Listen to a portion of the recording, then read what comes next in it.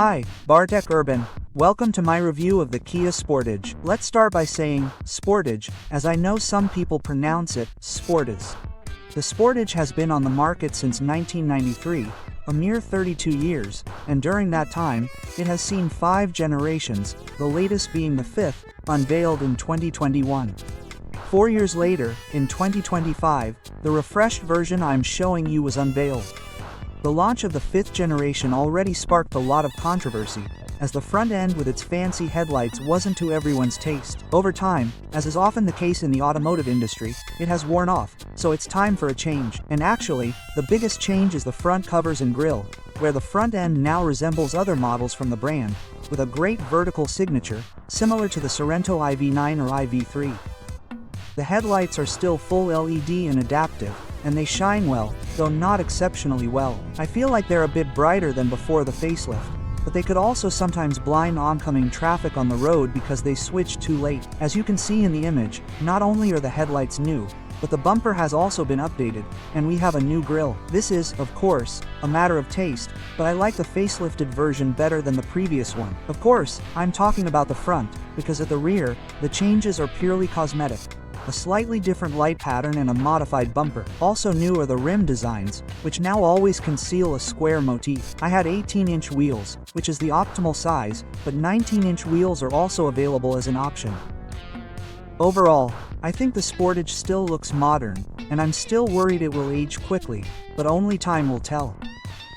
As you can imagine, the dimensions of the Sportage after the facelift are almost the same. The differences are a 2.5 centimeters longer body due to different bumpers in the facelift version. The facelift now measures 4.54 centimeters in length. The height and width are the same. They are 164 and 186 centimeters long, respectively. The wheelbase is 2.68 centimeters, and the ground clearance is 17 centimeters. The trunk is also the same, ranging from 540 to 591 liters depending on the engine version. The smallest capacity is the plug-in hybrid, while the largest trunk is in the non-hybrid 1.6 turbo version, which I'm testing.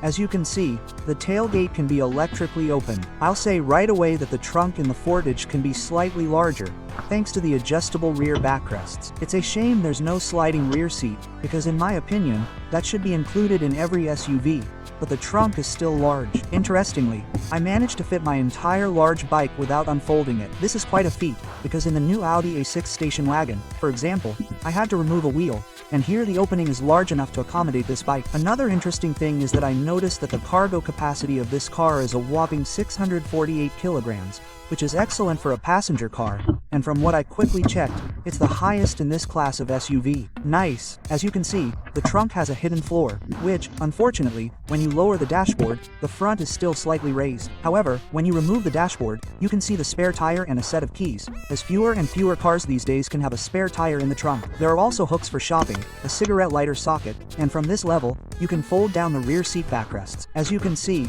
the floor is perfectly flat. I like that. However, I don't like the plastics, which, once in the trunk, look like they'll scratch easily and feel cheap.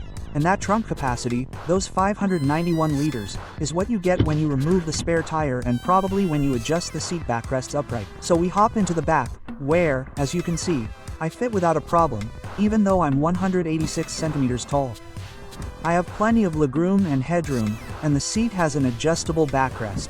As I said, the only thing missing was a sliding seat. There's an armrest, separate air vents, and hidden connectors in the seats, as well as hooks. There's also a coat rack in the headrest, newspaper racks, and seat heating. Unfortunately, it's also hard, cheap plastic. It's also a shame we don't have seats with a hook, USB port, or coat rack in the base. Heating, as you might have guessed, isn't in the base either. It does have that hard plastic, but in terms of practicality, it's still great. The same is true for the front seats. The seats don't have the best lateral support. They're quite narrow, but they're really comfortable and can be heated and ventilated as options. Both the back and rear are ventilated. I drove the car for 600 kilometers without any discomfort, and the ventilation is really strong. Okay, time for the dashboard, because there are changes there too. I'll start with the change closest to my heart, the almost complete removal of piano black. The pre-facelift Sportage had piano black on the center console and doors, which scratched terribly and looked hopeless. Now it's gone, and the shiny plastic has unfortunately been replaced with cheap plastic on the doors. The tunnel looks much better. Another change is the new steering wheel, which I don't know about you, but it immediately reminded me of a Polonaise. Well, replace the KN lettering with the FSO logo, and we have a Polonaise with an SUV, aka a tarpon. The steering wheel in the predecessor was definitely nicer, but of course, that's a matter of taste. As you've probably noticed, the air vent layout has also changed slightly. In the pre-facelift, there were vertical vents that wrapped around the screen, but now they're gone. Other than that, there are no visible changes. There are, however, conveniences like finally wireless Apple CarPlay, Android Auto, and a head-up display. And everything works flawlessly. The main screen has the same system as before the refresh and works well, though it still occasionally stutters a bit. Mainly the top-down table, but sometimes the navigation takes a while to decide. I also found an option where you can click on new themes, including ones featuring Mickey Mouse or Marvel. These change the center screen and the digital clocks slightly.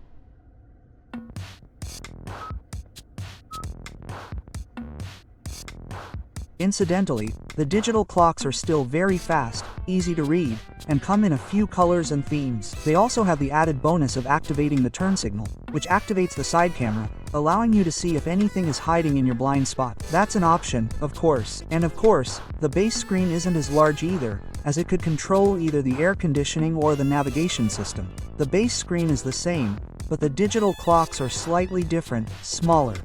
Returning to this panel, it's quite ingenious and works well, although sometimes you can get confused and change the song instead of the temperature, or vice versa. Okay, time for the materials and fit.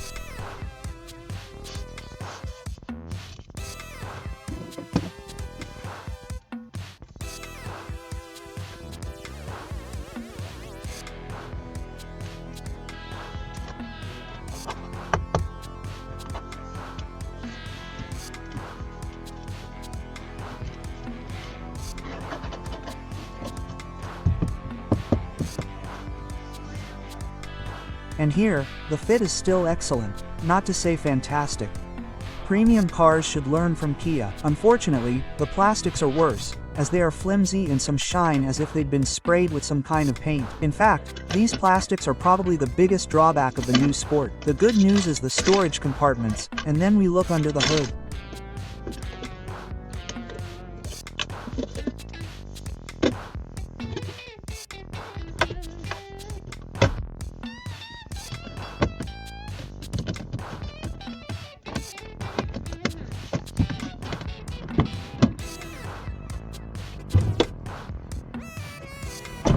And under the hood, the changes are cosmetic. Mainly, it's about the new power outputs. The versions are the same, meaning there's either a petrol-only engine, a petrol with a hybrid, a regular hybrid, or a petrol with a plug-in hybrid.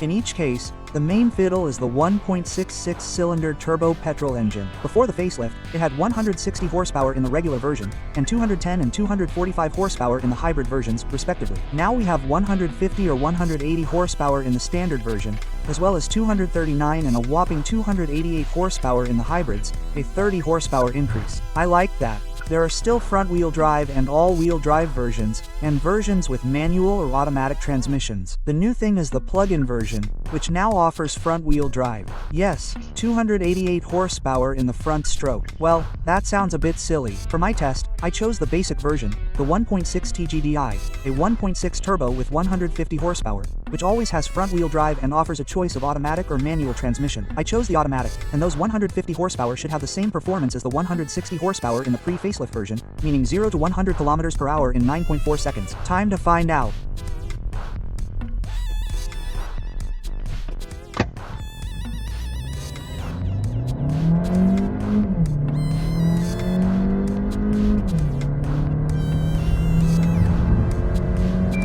The result is 9.3 seconds, which is almost exactly what the manufacturer claims. What's more, I took measurements in every mode, and it always came in at 9.3 or 9.4 seconds. And the funny thing is, it was usually 1 second faster in Eco than in Sport. It's not a speed demon, but I think it's sufficient. The only annoying thing is the gearbox delay, which is noticeable even from a standing start. Unfortunately, in my opinion, this could be improved. This delay is too long and a bit annoying, especially when you want to move off quickly, and the car thinks and thinks.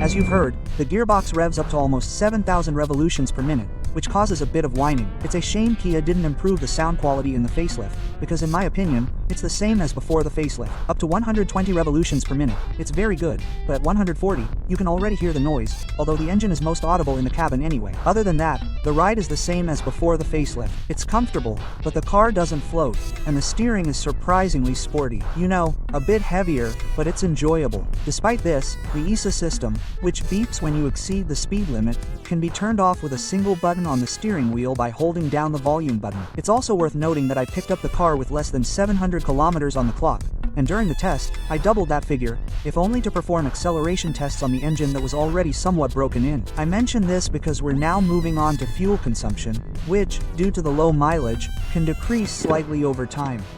In the city, even driving calmly, I struggled to get below 10 liters. On the highway, it was a bit better, with 7 liters at 120 kilometers per hour and 9.5 liters at 140 kilometers per hour. Unfortunately, these figures aren't low. The fuel tank holds 54 liters, and if you want to tow a trailer, the Sportage can tow up to 1650 kg in the petrol-only version, 1510 kg in the hybrid version, and 1360 kg in the plug-in hybrid version.